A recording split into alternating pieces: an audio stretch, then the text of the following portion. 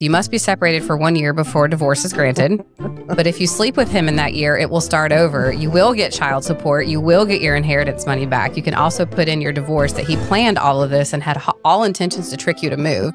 You ever written that all of that is wrong? Every word of that is wrong. Welcome to the Exit Strategy, your no bullshit guide to divorce with the experienced attorneys from New Direction Family Law. Unfiltered discussions to help you move from victim to victorious and from bitter to better. Hi, everyone. It's Elizabeth Stevenson, family law attorney with New Direction Family Law. And my sidekick, Jen Bordeaux, not attorney with New Direction Family Law, but all things marketing and beyond. Yes. So Jen is here today because my law partner, Sarah Jane Hink, is under the weather a tad.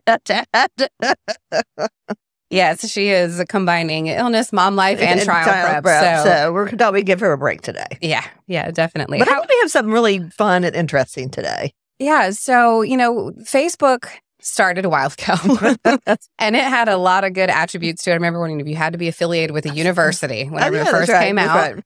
Now the whole world and spammers can be on there and have accounts too, and it helps you stay connected, but it also permeates some bad stuff out there. Bad advice. And what we see a lot in the different groups you can be in, folks asking questions about family law issues. And you know what? It turns out that Facebook apparently has a lot of attorneys. They do. Magically, I guess they get their JD from Google. Facebook. Yeah, or Google. And so we thought that we would share some real examples that we have come across. And we've had some team members in the office that have been screenshotting me stuff as they see it as well, just to address, because whether what you're saying or the advice you're sharing is correct or not, Elizabeth, I'll ask you, being the attorney in the room, should you be giving legal advice if you're not an attorney? Well, I would say no. And sometimes attorneys should not be giving legal advice on forums such as this. And this is not to make fun of anybody they're the legitimate questions that people have about separation and divorce, custody, and all of that. But just because this happened with your friend or your sister or whoever doesn't mean that the same thing's going to happen for you or fall the same way or you're going to get the same judge or the law applies to you in the same way. And you can lose a lot of rights by doing certain things or certain things that we cannot go back and undo. And so I honestly don't know how. If somebody writes a question and somebody answers, I just cringe sometimes and pray that they are not taking this advice because it is bad advice. Yeah, and and I will say we're not going to say any names associated with this. I've paraphrased actually a lot of what these questions are, and like Elizabeth said, they are very important questions that are important to ask and to find out. And some folks do chime in to say, please speak with an attorney, or this was my situation, but you really need to speak with an attorney. And I praise those people. Thank you so much. Right. Because I will read these responses and I just start boiling inside and will just say, in the years of working in family law, I'm not an attorney, but one of the biggest things I've learned is everybody's situation is unique and some of the smallest differences can make the biggest difference in a case. In an initial consultation, there are attorneys who do them for free, who do them for a flat fee like we do. It's an hour and a half of your time for I'd say not a lot of money, but it's probably a lot of money to some people, but it could save you so much time and money in the long run that you got to think of it as an investment in your future and your children's future if children are involved. And the confidence of equipping you with the tools. I say to so many people, there's no pressure during an initial consultation with an attorney to hire us. It doesn't mean that we are engaged as your attorney of record. But also doesn't mean that you absolutely have to separate. Like you're just putting more tools in your tool bag to help you make the best decision for you and your family moving forward. So, I mean, what's our philosophy? Education is power. Absolutely. The more you know, the better you're going to be. Yeah, absolutely. So, I got a question about the initial consultation. Sure. Yep. Does that mean that you guys are, what you say and what you share cannot be shared? Is that attorney-client privilege? There is attorney-client privilege on there, and if I meet with you and your spouse calls, then we're conflicted out that we can't meet with them, and we never tell anyone you've come by, nothing. Oh, is that why I see on like TV shows that some people go around and talk to every lawyer? Absolutely. Yes. It's like that's a plot point. Well, and that is a thing. We've had folks call us and say, well, the case is located in Johnston County, but I need a Raleigh attorney because my spouse has met with so many attorneys in Johnston County, which is, smaller county. Right. So, Joe, I thought you were going to say, oh, is that why I've called all these firms and they can't be? I was like, whoa. No one will talk to me. It's the weirdest thing. And we, and we do have to run a conflict check with every single person that calls in interested in services. And we do, and we also, if someone has met with us, we can't confirm that to the other person. So if a conflict check, and I don't feel like I'm showing anything under the hood here, but if we do speak with someone and we do determine there is a conflict, and there can be a conflict for more than one reason, we just say, I'm sorry, we can't assist you with your case right now, but we're happy to refer you to another family law attorney. Some people read between the lines. Some people push and want an exact answer, in which case we turn into robots and just repeat the same thing over and over and over again with different inflections in our voice, because we're not going to tiptoe that ethical line by any means. All right. So let's jump into it, Jenny. Yes, absolutely. So this first one brings in some immigration issues as well, which we do not practice law in that capacity at all, so that would be different. But, started reaching out with, hi, this would be long, so bear with me. I'm not reading the whole thing. Mom of a 6-year-old. I've been in a rough marriage for the past 4 years, hoping and pushing through and praying things will get better, but I've finally had enough and decided I need to separate ASAP. Being on a dependent visa, I couldn't work for the first few years when I moved to the U.S., and when I finally got work authorization, my child was still very small, so I decided to wait until school starts. I have a green card now, so I can work for anyone and don't need any sponsorship. And this is where I'm paraphrasing because it was a pretty lengthy post.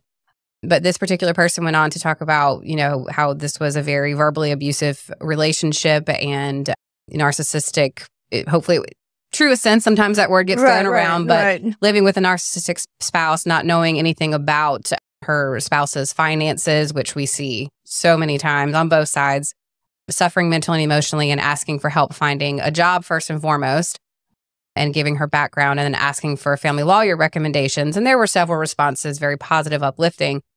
And that's another piece too, is that you never know who's responding and who's saying what and what their emotional intelligence is or what they're going through personally too. Yeah. But I love the response. Yeah. This one response just right away caught my attention because the first line is, lawyers are largely worthless. Get a private detective, not a lawyer. Research the private detective before you get them. Like, heavily. Ask the police who they recommend. Now, Elizabeth, if I came into you as a consultation, I was like, well, I called the police to recommend who I should work with. What do you think that police officer response is going to be? I don't know. Probably not very helpful, but hey, I have nothing against private detectives. Absolutely. They can be very helpful, but private detectives are not attorneys. They are not family law attorneys. They are not licensed. They do not know the statutes, but they can help you in your case for sure. So that part of the advice is not right. bad. And we've had a private investigator on here before to talk about different things. Right. Very, and we have great relationships with them. They can be really, really helpful. Yeah. So, she didn't leave that comment, did she? That wasn't her. No. I should go back and show it to her.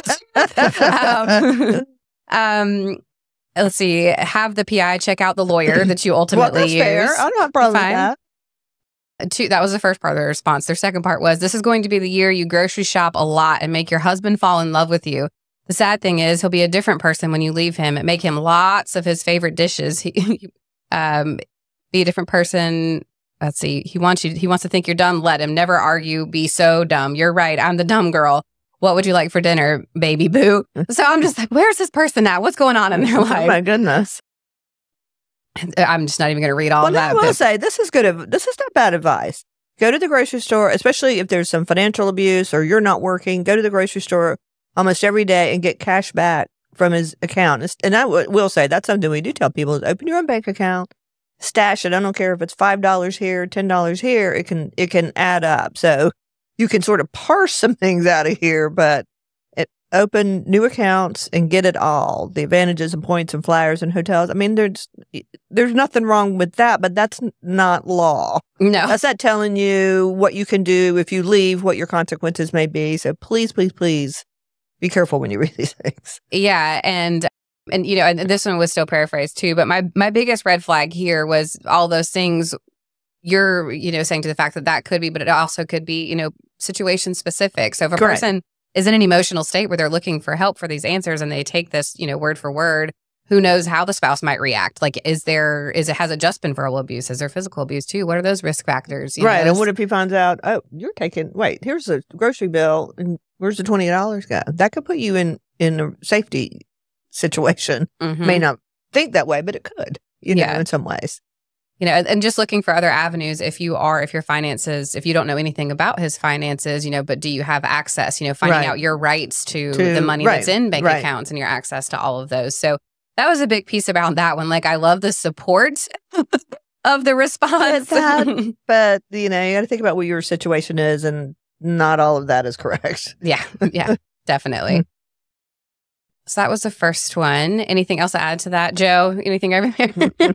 I can't wrap my mind around how it's not my marriage. Like, how people can be so controlling with money that you got to sneak money. Like, it should just be your money. You know, well, that's what you would hope, but that's not the way most marriages. Yeah, it's sad.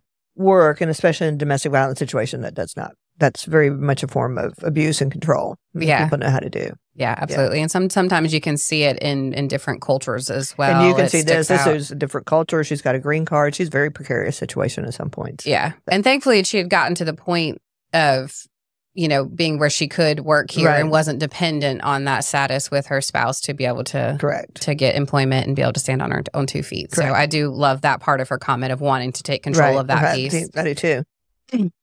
Okay, next we're moving on to a prenup post-nup situation.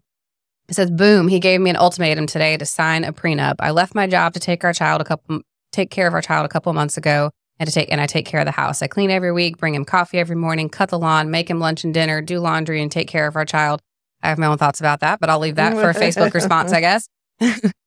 Housewife stuff, but I enjoy it because I love him and taking care of our house. I don't know if I'm going crazy or if this is complete manipulative or if all of it is trauma of his upbringing and his dad being shifty, vengeful person and trying to protect himself. I want to keep my family together, but something feels so wrong in my gut about signing a post-nup.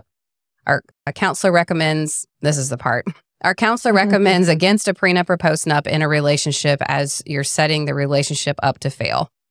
So I think and I've actually talked to my therapist about this and other folks that we refer to about this line, and who knows maybe what the therapist actually said and how this person interpreted it. But every therapist immediately was like, that's outside of their scope of practice. They, need to refer to an attorney to talk about, what a prenup post-nup is, but to say that you're dooming your relationship is a personal opinion. Correct. And not necessarily true.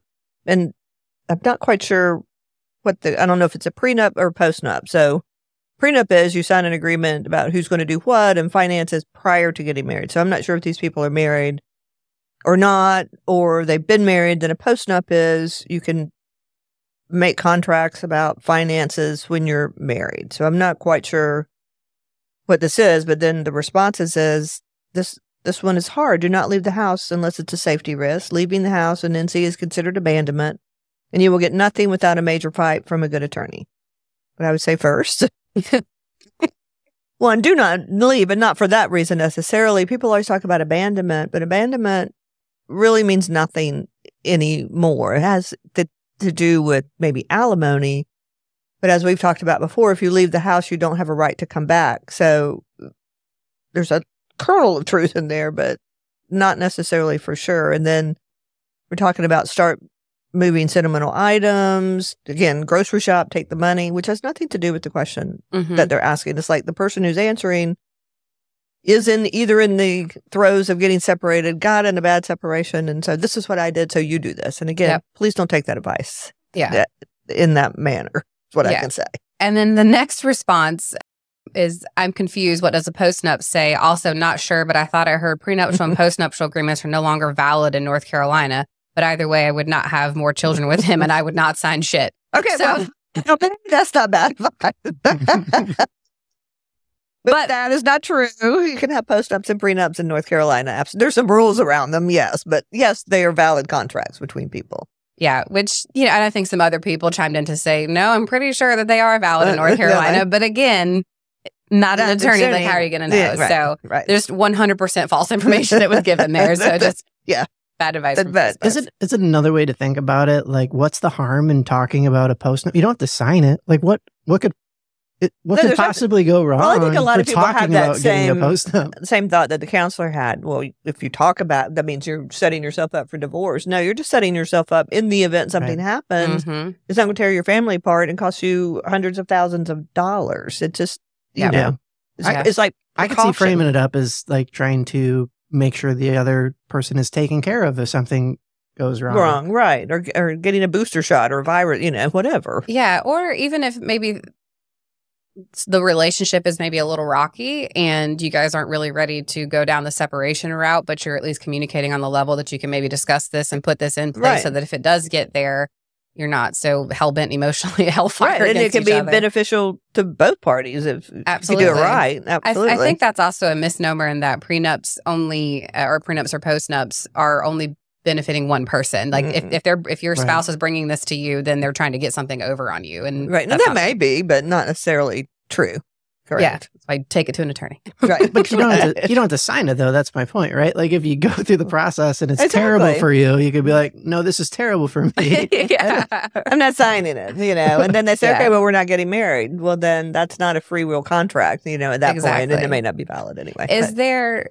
Because with that, we've had some folks that'll call us and on a Wednesday and they're getting married on Saturday and they've been given a prenup to sign, you know, in that time span. Is there a specific time frame that has to be allowed before signing a prenup? No, I mean, there's case law is like really short on the time frame. You just have to show that you weren't coerced in any way, that it's not so lopsided, that it's unethical or against public policy, that you read it.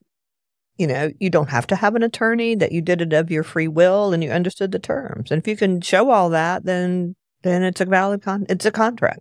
Yeah. That's all it is. Yeah. So I think they're a great idea, but again, I work in family law. So. I do too. Hey y'all, it's Jen with New Direction Family Law, and if you've ever been through a divorce, you may have guessed or found out that determining who gets what property can be one of the most complicated and confusing issues of divorce. It is so important that you are represented by an experienced family law attorney who knows marital property law and will advocate for your best interest. New Direction Family Law has over 30 years experience protecting the rights of our clients and their assets. We aggressively advocate, we support, and we absolutely educate our clients to achieve the best possible outcomes. So give us a call today to schedule an initial consultation at 919-719-3470, or you can reach us at our website at newdirectionfamilylaw.com. We've got your assets covered. Okay, here we go. This one, and Elizabeth will obviously speak to the gravity of this one more, but somebody reached out and said, "Can anyone explain to me what an order to show cause is? I have a child support court today, or had child support court today, and it came out that my ex went to file one on Monday, but I had no idea what it is." And the responses here, Elizabeth, Morshow put these here for you, but one particular person had obviously had experience with this as a, the plaintiff in it, and for years, and went on to try to describe the difference between the two, and then kind of got into a debate back and forth about what they were and jail time and things like this. And so I put this here if you can see it, but I think the overriding thing is that, going back to what I said earlier, if some of what you're saying is true, there's also some larger penalties and rights here as far as like jail time and getting arrested and potentially, and what some of these are. And I think one outright was just talking about an order for contempt is a motion to appear and show cause. I just looked it up on my own to confirm. Elizabeth, can you confirm or deny that the order for contempt is a motion? Yes, it is. We call it a motion for contempt. Generally, it's called a motion to show cause. And then if the judge reads it, nobody else is there. If he thinks there's enough of allegations that you violated the order, they'll sign and enter an order to show cause. And it orders you to come and show cause why you should not be held in contempt. That's why it's called a show cause. And I'm not going to get into the details of it. There's civil and criminal, but even if it's civil, you can go to jail. So if you are served, you have to be served. You can't just be mailed to you, you have to be served. But if you are served, you need to show up, because if you don't, they can issue an order for your arrest and they will come and get you. And you need to, I would say, actually go talk to an attorney. You may be able to talk to legal aid if you can afford one. But there's very big consequences with contempt and show causes. So don't just show up at court and think that things are going to go your way because, I couldn't pay my child support because I don't have a job. The court might say, sir, you can go get a job and I'm going to throw you in jail until you purge yourself of the $3,000 you owe in child support. So just be careful. Yeah. Well, and I think even the semantics here, because this particular response says the order for contempt is a motion to appear and show cause. And technically, a motion and an order are two separate things. Documents. Yeah. A motion is something that an attorney files or a pro se files. An order is something that only the judge signs and it orders you to come to court. So it's very serious at that point. Yeah. So difference, definitely, I know it sounds like nuanced little things, but they're two completely different documents. So obviously important to get that squared away with your attorney and find out. But I mean, the best advice I can give you is don't ask questions. I mean, you can, but don't put questions like they're out there on forums like this because you're more than likely not going to get good advice. Just pick up the phone and call an attorney, family law attorney, and ask them, if you can have a consultation and find out what your rights and options are. Or start with Wikipedia when you want to know the definition for something. Don't go to Facebook. Well, I mean, and even another person, with their response, paraphrasing it, it says, if a judge granted that order, then you or your attorney have 10 days to comply with that order. That's absolutely not true. That's not a standard. That's for all these situations. No, that would be like an emergency. And then the remedy for civil court is fines only. That's absolutely not true. Absolutely not true. You can go to jail even if it is civil contempt. So I just don't do it. I feel like going on Facebook and asking legal questions is like going on WebMD when you feel like a stuffy nose. Yeah. Well, the answer is always going to be terror. Right, but then you go to WebMD and then you're like, oh my gosh, you went in for a stuffy nose and now you've got cancer. Like, absolutely, you go down the rabbit hole. So, but yes. Yeah, absolutely. I do love this one person, though, at the end of their comment said when they were trying to put out their explanation of contempt, and the last sentence was, we might very well see Trump thrown in contempt of court. But I like this. The judge can do just about anything for contempt. That is a true statement. That's absolutely true. And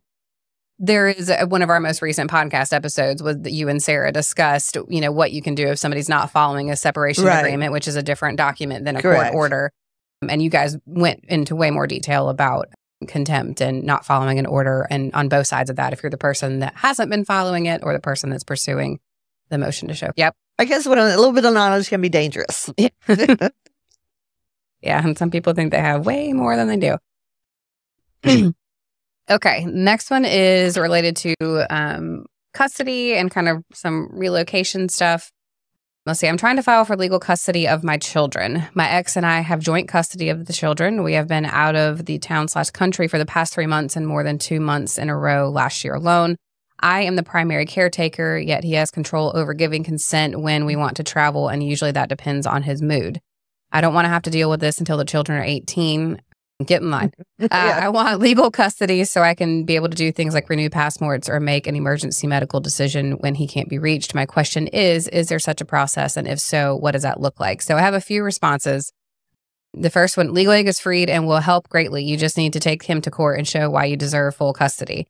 So I don't know if you know all the parameters around legal aid, but just sending them for custody, because I've largely gotten feedback that unless it's involved with emergency and violence, right? Yeah, they're not more than likely not going to help you, and you don't just take him to court and show why you custody. And this one. Let's see. Somebody has an idea.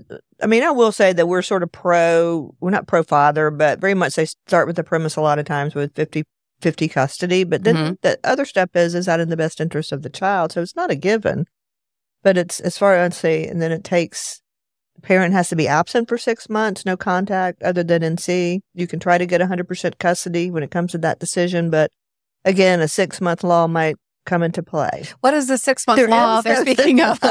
I don't know, but that is really, really bad advice. And these are your children that you're talking about. Again, on Facebook. On Facebook. Now, kids don't go on Facebook. Yeah. I mean, I understand that you're hurting and you have questions, but it's sort of like, this probably get me in trouble, but when you're on some of the groups with parents and they have a child that has like something on their face or a bite or something, what is this? It's like, you could take the child to the pediatrician. Do not put it out on Facebook and ask, what is this? Yeah. It's sort of like that same mindset to me. Yeah, it's, and I think and you guys have talked about, we've had Chris on here from our firm talking about our boobs versus dude episode that I highly recommend for a good laugh as well. You know, you mentioned it's a 50-50 state and very pro-father. So to me, those are a bit, they don't line up. They kind of butt heads there to say 50-50. Why would you, I mean, if it's, like you said, if it is in the best interest of the kids, why would you not want both parents to be involved? So that doesn't really seem to line up there.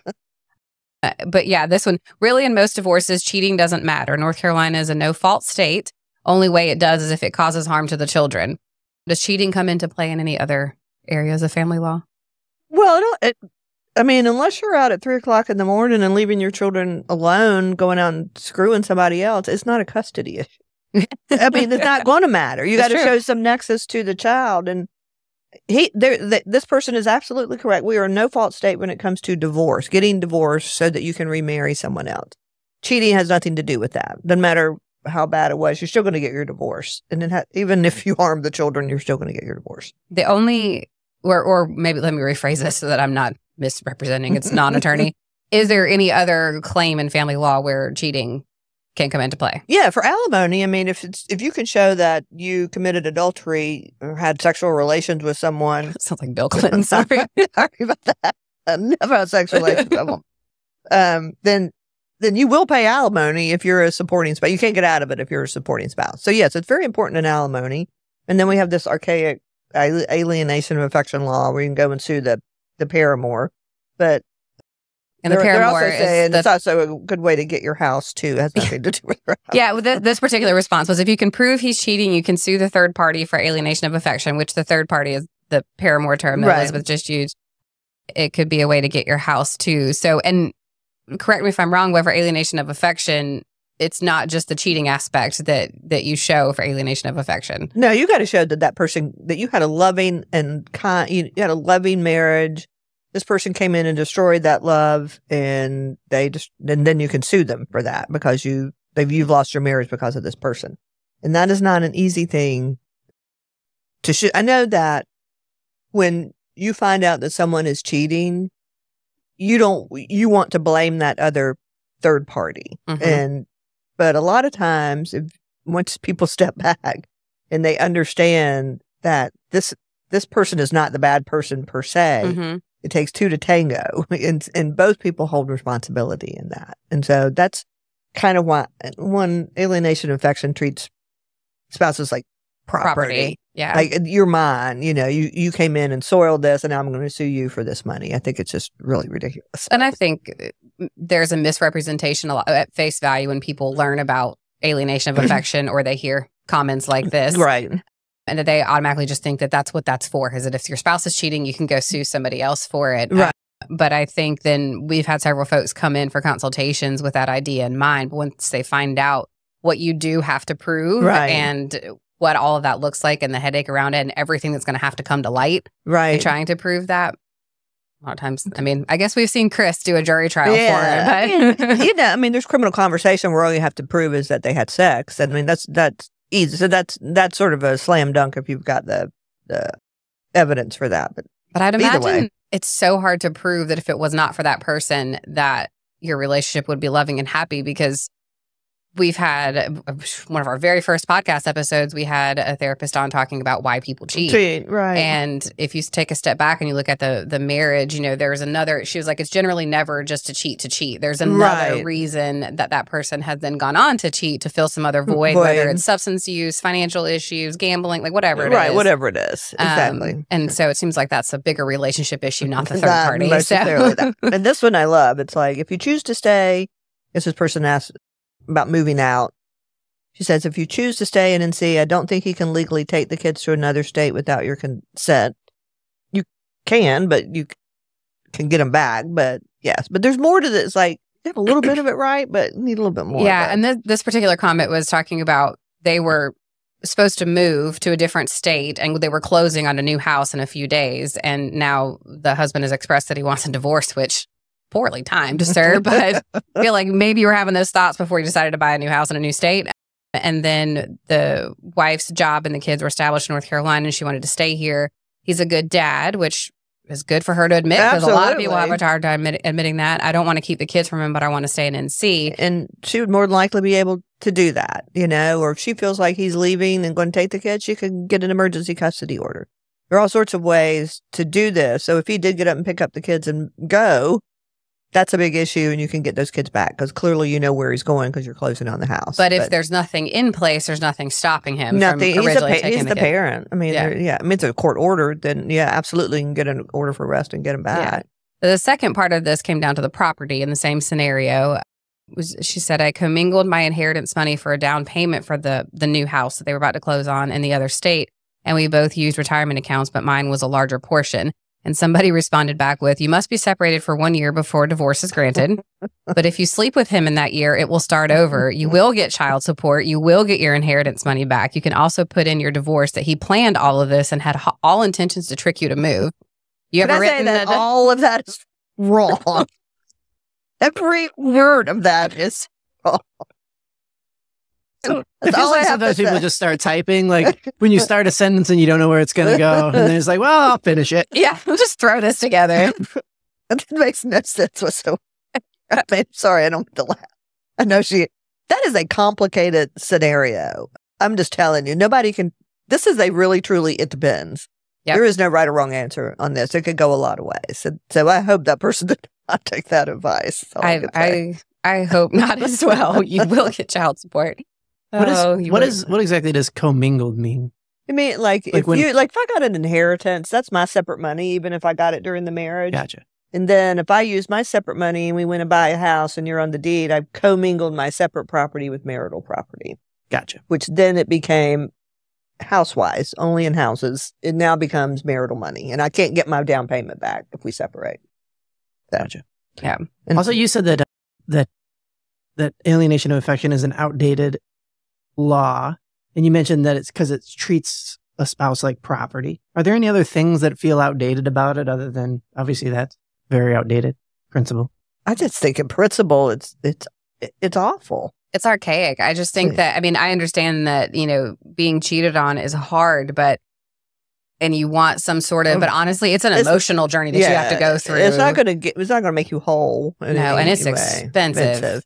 And it just heats things up in a horrible way to help people get through the divorce. It's just not good. It sounds like the way you were describing it, alienation of affection probably happens very, very rarely. Like somebody with sneaky intent is like, I'm going to bust up this marriage. It does happen. I mean, technically, I remember went through my paralegal program. They said that, so technically, like whatever, it could also be a mother-in-law or business could come in. I mean, you can have them sue companies and mother-in-laws come in. And wow. You just it's not about having. It was like, it's not about having sex. It's about coming in and insinuating yourself within that relationship. Has a dog ever been sued for alienation of affection? Yeah, you'd have a hard time recovering on that. Yeah. I think I've seen comments on Facebook about dogs in custody as well. And Elizabeth, are dogs in custody a thing, no matter how bad we want them to be, but legally? Are they? Absolutely. But is there statute around dogs in a custody agreement? Yes, dogs are personal property. I put dogs in separation agreements all the time. Right, but that's personal property, but not a custody like a child. There's no custody. No, but it's still, we put in but under those provisions, you can put in visitation. They can have you can put in the same provisions for a dog as you can for custody. We just don't call it custody. Yeah. But that's why you should get a prenup, because then you can do all that when you're in a good mood and you don't hate each other. That's right. Or you can just go adopt one of the thousands of other loving dogs. Yeah, don't put the dog in the middle of all this. Yeah, right. I imagine a dog is sitting on the stand in court. Yeah, so there's a lot there. There's a lot. And the last one I want to say is, I need to separate from my husband for many reasons. The house is in both our names. How do I separate a friend to run roof? He's threatened he will not pay child support. What's the answer, Jen? Because he will have to pay the mortgage. And their response is, you can be separated and living in the same dwelling. I learned that when I went through the process. You learned wrong. I want to see your separation agreement. I want to see your court file, because that is absolutely not true.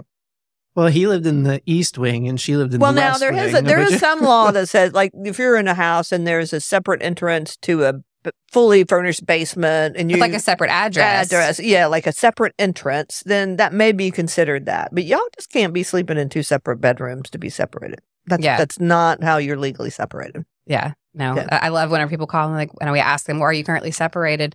Well, I've been sleeping in the basement and they've been sleeping, in the other bedroom. All right, cool. So no. Answer would be no. Yeah. So, and there are a plethora of these. These are just examples. Those are all the examples that I have. But we see stuff on Facebook all the time and it just makes me cringe. And my heart goes out to these people. Honestly, they're asking these questions because they're real people going through these real problems and whenever you're going through stuff like this, you want your answers so quickly because you're just in a spiral of uncertainty and fear and hurt and you want those answers. Facebook is not the place to get them. It's not. I mean, if you want to go out there and say, hey, I'm going through this, I'm hurting, here's my experience, that's fine. That's not legal advice. That's like looking for your cohorts or your tribe to say who else is going through this and who can help me. That's different. But I really, really implore people to take it with a grain of salt and talk to an attorney. It doesn't have to be me. It doesn't have to be New Direction, but truly pick up the phone and get a consultation somewhere.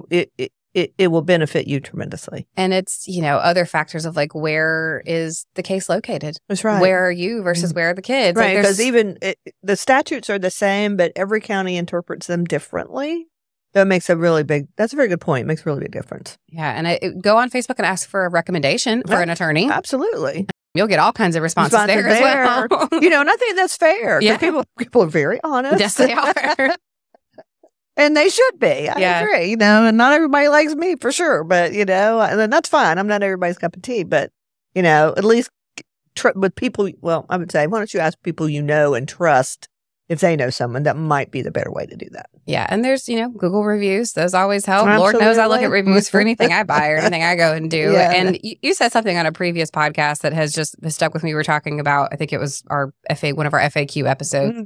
And we were talking about the DIY legal services, and you were like, it just baffles me because why would you leave the most important things in your life, your children, your finances, your property, at the hands of a template that is not specific to your situation? And why would you also leave it in the hands of Facebookers? Because that's what I just think that's society nowadays for the most part. Yeah. But I digress. Yeah. I don't fault these folks for wanting to get answers to their questions by any means, and especially where maybe financial resources are limited. Right. We're hoping to get some answers, but we can't caution you enough because they can oftentimes be the wrong answers. Right. So just be careful. Yeah. That's all we can say. Yeah. Right? Be wary on Facebook. That's right. And ain't that some Thanks for listening. Don't forget to leave us a review. You can visit us at newdirectionfamilylaw.com. You can also follow us on Instagram at the exitstrategy_podcast or email us at exitstrategy@newdirectionfamilylaw.com. We'll be back next time with more no bullshit content about life, divorce, parenting, relationships, and everything in between.